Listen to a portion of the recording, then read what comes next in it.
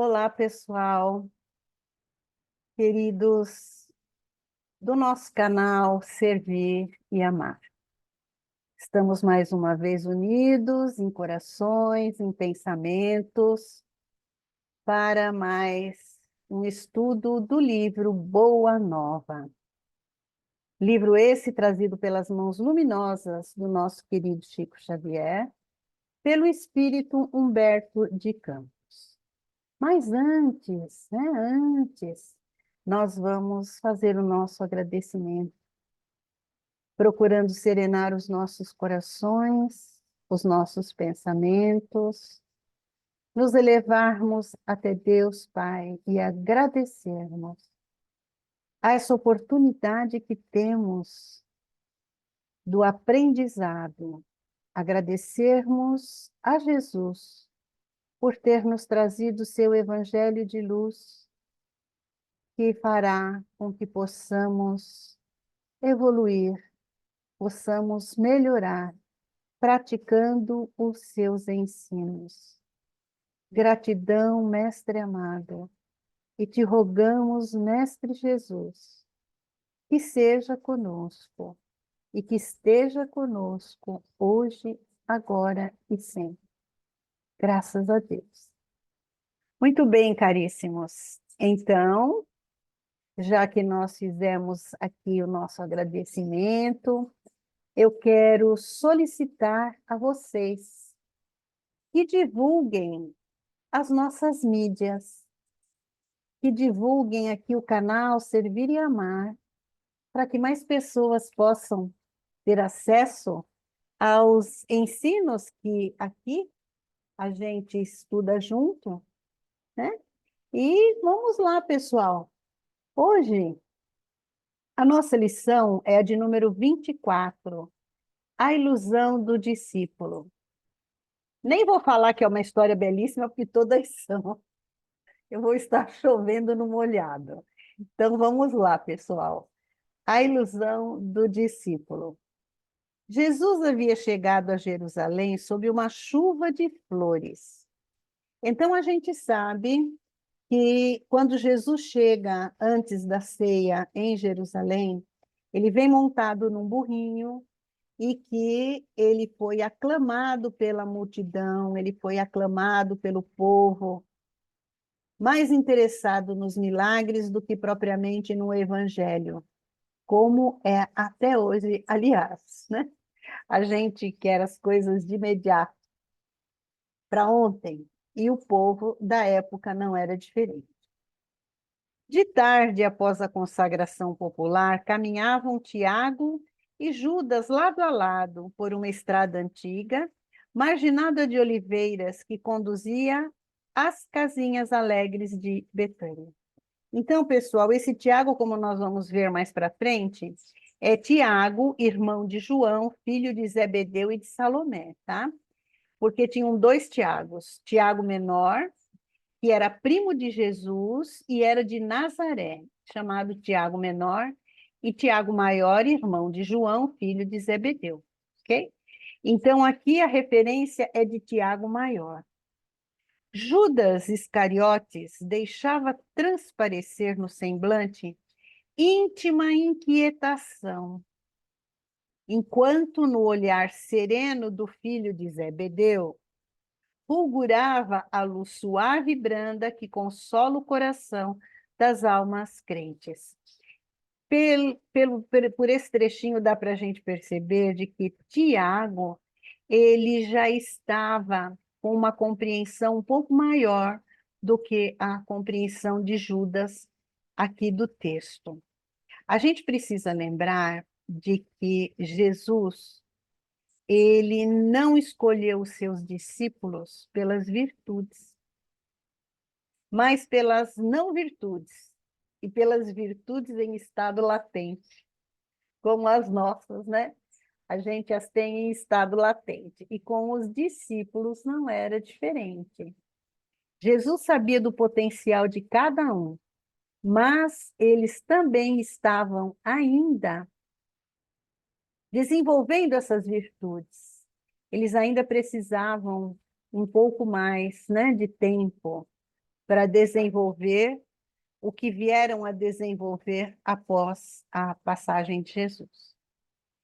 Tiago, exclamou Judas, ansioso e atormentado, não acha que o mestre é demasiado simples e bom para quebrar o jugo tirânico que pesa sobre Israel, abolindo a escravidão que oprime o povo eleito? Então, se Judas ainda estava nesse questionamento, ele ainda estava em dúvida quanto à missão de Jesus, quanto ao Messias, se realmente Jesus iria trazer, né, a liberdade para o povo de Israel, ou se ainda iriam continuar sob o jugo romano. Porque ele achava que, e sabia que Israel e tanto Roma eram tiranos. E Jesus, pacífico, era só o amor. Então Judas estava com essa dificuldade de compreensão. Mas, replicou interpelado, poderias admitir no mestre as disposições destruidoras de um guerreiro no mundo? Então eles conviviam com Jesus o tempo todo. E eles sabiam o quanto Jesus estava sendo pacífico, manso e humilde de coração, como ele mesmo fala em várias ocasiões, né? Não tanto assim, de Judas, né? Contudo, tenho a impressão de que o Messias não considera as oportunidades. Ainda hoje tive a atenção reclamada por doutores da lei, que me fizeram sentir a inutilidade das pregações evangélicas, sempre levadas a efeito entre as pessoas mais ignorantes e desclassificadas. Então vamos lá, pessoal. Judas, ele via nas pregações de Jesus que muitos não estavam ali apenas prestando atenção, e que a maior parte daqueles que estavam ali ouvindo os evangelhos, eles eram ignorantes, desclassificados. Coloca no julgamento dele, né? Então, vejam só, até hoje, principalmente dentro das casas espíritas, muitas vezes os próprios trabalhadores, eles estão mais preocupados com a parte do fenômeno mediúnico do que com a parte doutrinária. E na época de Jesus não era diferente. Eles estavam ali para ouvir, sim, o Evangelho, ouvir o que Jesus estava dizendo, mas muito mais pelos milagres. Todos, como está falando Judas, ignorantes, desclassificados, pobres, doentes, sem recursos. O recurso que estava ali à mão era Jesus. Então eles o seguiam em grande multidão. Ora, as reivindicações do nosso povo exigem um condutor enérgico e altivo. Então, Judas achava que Jesus deveria ser um guerreiro, guerrear, né? Contra aqueles que estavam no domínio. Israel, retrucou o filho de Zebedeu de olhar sereno, sempre teve orientadores revolucionários. O Messias, porém, vem efetuar a verdadeira revolução, edificando seu reino sobre os corações e as almas. Jesus salienta: o reino, meu reino, não é deste mundo. Não é o reino da matéria, não é o reino da ambição, Ele é o reino do coração e da evolução espiritual, né? É o reino dos corações puros.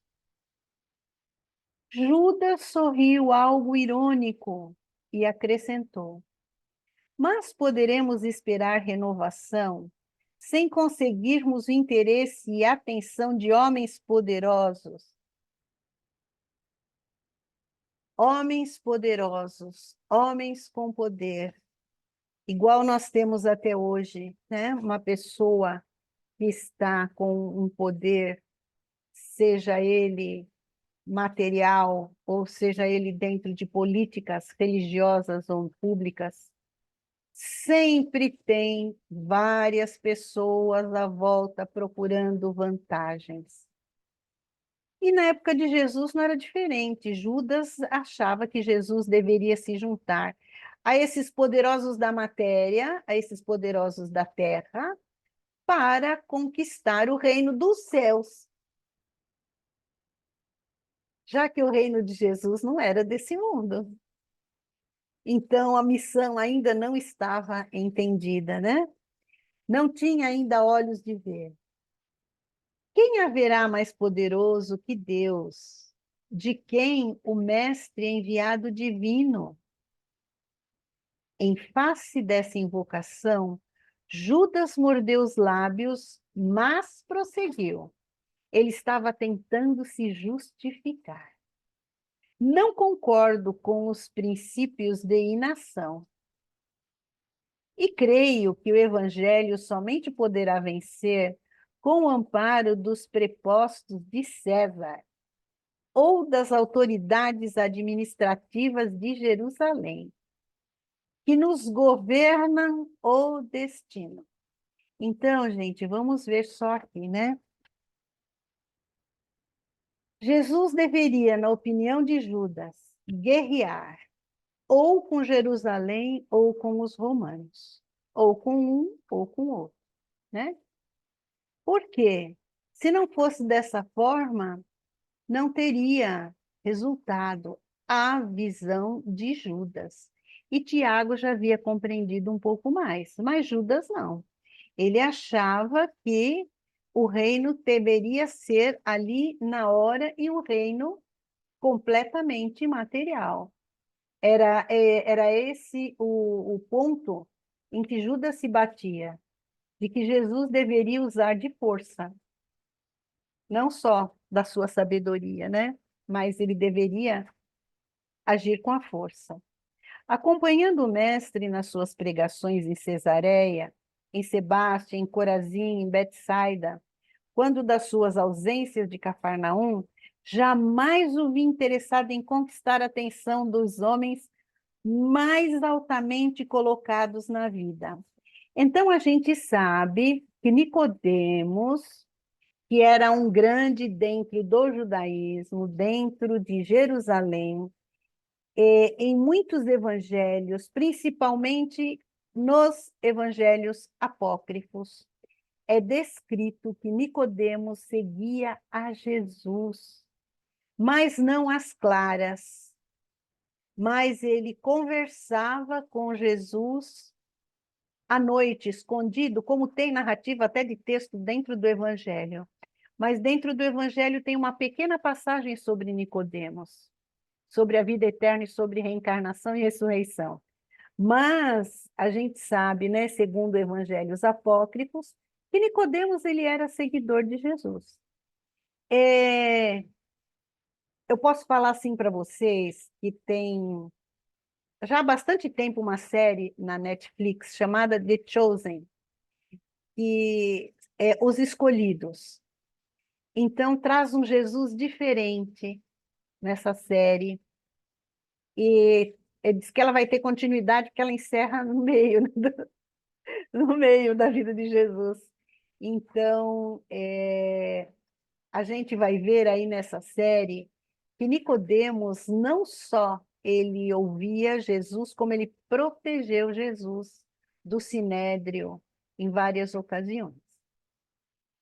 É certo que de seus lábios divinos sempre brotaram a verdade e o amor, por toda parte, mas só observei leprosos e cegos, pobres e ignorantes, abeirando-se de nossa fonte. Agora vamos parar um pouquinho com os questionamentos aqui, nós conosco, né? Vamos parar aqui por esses questionamentos. Leprosos são doentes.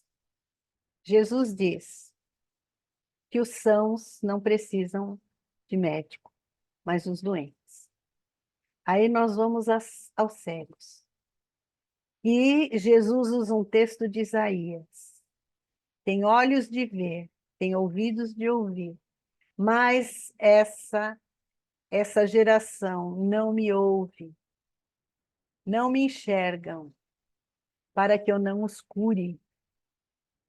Então, cegos, cegos para o evangelho. Pobres, pobres não em aquisições materiais, mas os pobres em fé, em confiança. E os ignorantes do evangelho, os ignorantes dos ensinos de Jesus, todos esses continuam aqui até hoje. Os doentes, os cegos, os pobres e os ignorantes. Continuamos, eu vou dizer assim, né? Porque eu também me enquadro aqui na doença, na cegueira, na pobreza e na ignorância. Porque eu não sou uma sabedora de cátedra, nem praticante do evangelho na sua íntegra. Então eu ainda estou aqui, entre os leprosos, os cegos, os pobres e os ignorantes. Jesus, porém, já nos esclareceu, obtemperou Tiago com brandura, que o seu reino não é deste mundo. E ele ainda fala, se meu reino fosse deste mundo, eu diria aos meus soldados, faça isso ou faça aquilo, né? Imprimindo aos olhos inquietos um fulgor estranho, o discípulo impaciente revidou com energia. Vimos hoje o povo de Jerusalém a tapetar o caminho do Senhor, com as palmas da sua admiração e do seu carinho. Precisamos, todavia, impor a figura do Messias às autoridades da corte provincial e do templo, de modo a aproveitarmos este surto de simpatia. Notei que Jesus recebia as homenagens populares sem partilhar o entusiasmo febril de quantos o cercavam. Então, na visão de Judas, Jesus deveria aproveitar essa simpatia popular, deveria se juntar àqueles grandes da terra, né? Para poder assumir a liderança material e expulsar os romanos da terra de Jerusalém. Razão porque necessitamos multiplicar esforços em lugar dele, a fim de que a nossa posição de superioridade seja reconhecida em tempo oportuno. Essa superioridade que, infelizmente, a gente ainda tem dentro da raça humana, de pessoas se achando superiores a outras, por conta da sua condição cultural ou financeira, material. E essa superioridade, a gente sabe que não existe. No Evangelho, a gente vai ter a história de uma rainha, que essa rainha vem dizendo, uma rainha de França, ela vem dizendo que ela nada levou da terra, nem o poder, nem o material, nem as amizades. Rainha que fui, esperava entrar no reino dos céus cheio de glórias. E quando lá eu cheguei, eu me vi cercada por aqueles que eu achava menores e ignorantes e que estavam muito, mas muito acima de mim no mundo espiritual. Está lá no Evangelho, gente, que é para a gente entender bem, né?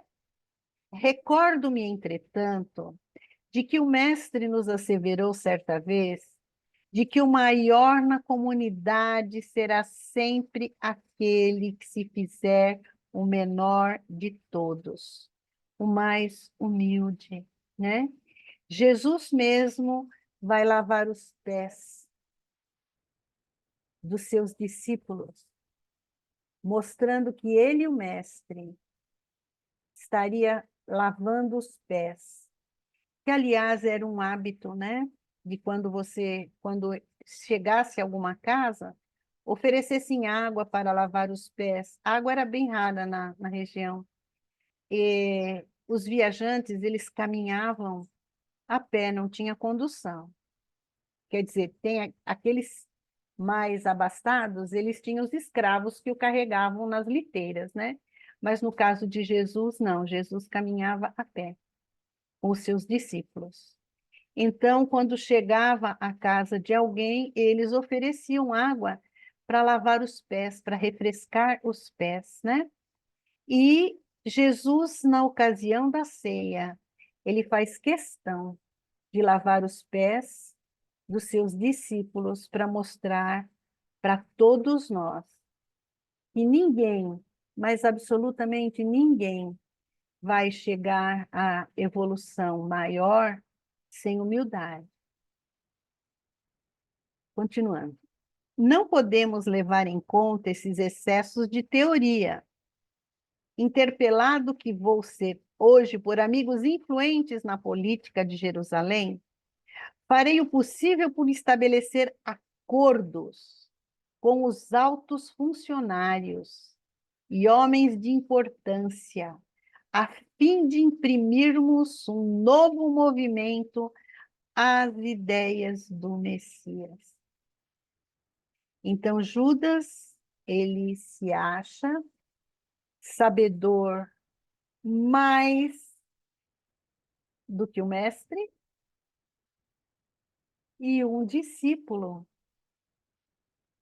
ele não vai estar no mesmo nível do mestre. A gente sabe disso, até hoje não estamos, né? Mas Judas achava que ele ia tomar a frente, ele ia levar Jesus perante os poderosos da terra, da matéria. Judas, Judas, observou o irmão de apostolado com doce veemência. Vê lá o que fazes. Socorreste dos poderes transitórios do mundo, sem um motivo que justifique esse recurso. Não será desrespeito à autoridade de Jesus? Mas o orgulho e a vaidade é maior do que o respeito. Onde tem respeito, não tem orgulho nem vaidade. Porque onde começa o direito do meu próximo, termina o meu. Não terá o mestre visão bastante para sondar e reconhecer os corações? Jesus tinha sim, e ele antecipava, porque ele via o perispírito das criaturas e não a matéria. Então Jesus já via, já sabia de todos esses corações que o perseguiam e o porquê o perseguiam, que era pela matéria e pelo poder. O hábito dos sacerdotes e a toga dos dignatários romanos são roupagens da terra.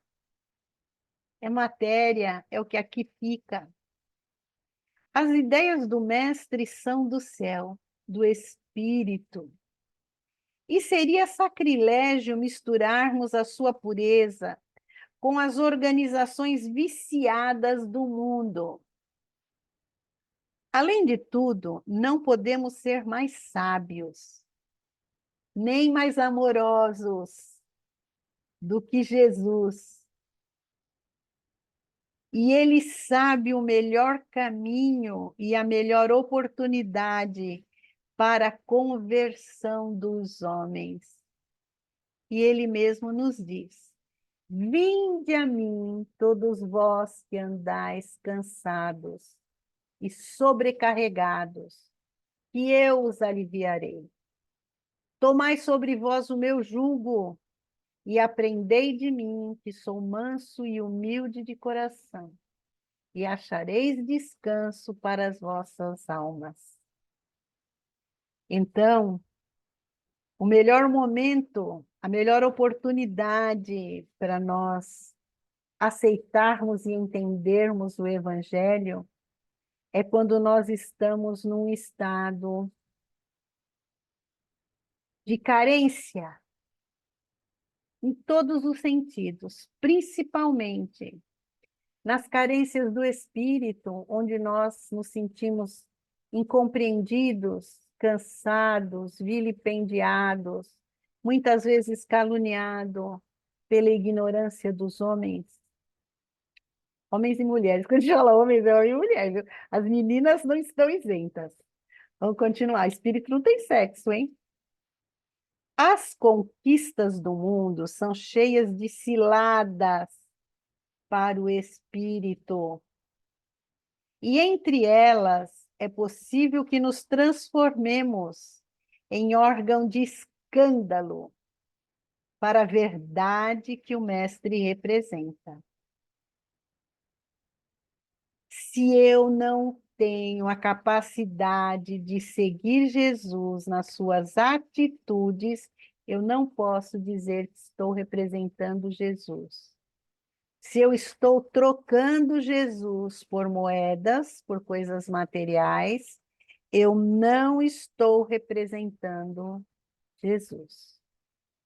Judas silenciou atormentado. No firmamento, os derradeiros raios de sol batiam nas nuvens distantes, enquanto os dois discípulos tomavam rumos diferentes. Muito bem, nós vamos parar aqui a primeira parte, mas tem um texto belíssimo de Maria Dolores a respeito de Judas, de que eu não sei o texto inteiro na íntegra, mas nem me recordo em que livro está esse texto. Então, Jesus aparece a Maria, e Maria, depois da crucificação, e Maria diz assim: Senhor, por onde estiveste? Se referindo aos 3 dias que se passaram do sepultamento. Aí Jesus diz a ela: não me toques, que eu ainda não fui ao alto. Por quê? Onde Jesus esteve, Jesus desceu muito, muito e muito para os abismos, como ele diz aqui. E ele fala assim, de uma forma belíssima: quem ama não consegue achar o céu num salto, nem nos altos esplendores. Eu desci, mas eu desci muito, porque eu escutei os gritos de aflição de alguém muito amado. Aí eu fui até a sombra abismal, onde eu encontrei esse amigo e o acariciei e o consolei por muito tempo, porque ele estava amargurado e louco, que nem me reconheceu. E Maria pergunta: quem é esse amigo? E Jesus responde: um amigo não esquece a dor do outro amigo que cai. A fim de aliviar as dores de Judas, eu desci às regiões abismais. Então, Jesus, assim que se vê no sepulcro, ele ouve Judas louco e ele vai ao seu encontro para que ele pudesse ser socorrido. porque Jesus entende e compreende as nossas dores, as nossas aflições. Compreende também as nossas falhas, as nossas não virtudes, as virtudes em estado adormecido que nós temos. Jesus entende, Jesus compreende, Jesus vê o nosso coração. Da mesma forma que ele viu o coração de Judas, e que é um coração muito dolorido, arrependido, a gritar, a chorar, enlouquecido. Muitas vezes nós estamos nessa mesma situação de desespero, mas Jesus está ao nosso lado. Jesus está nos sustentando para que a gente possa continuar essa jornada, da qual nós já iniciamos há muitos séculos. E vamos chegar até a iluminação. Chegaremos com o auxílio do nosso Mestre querido Jesus. Lindíssimos, caríssimos, amados, vamos ficar por aqui nessa nossa primeira parte e voltaremos com o segundo capítulo e o final dessa maravilhosa leitura do nosso livro Boa Nova. Vou solicitar novamente a vocês que divulguem o canal Servir e Amar. Caríssimos, vamos juntos mais uma vez agradecer ao Pai por todas as oportunidades que temos de vida, de trabalho, de amparo. E vamos rogar ao nosso Mestre que esteja conosco, que permita que esses nossos amigos espirituais que nos amparam estejam ao nosso lado e que aprendamos a ouvi-los. Fiquem todos na paz de Deus.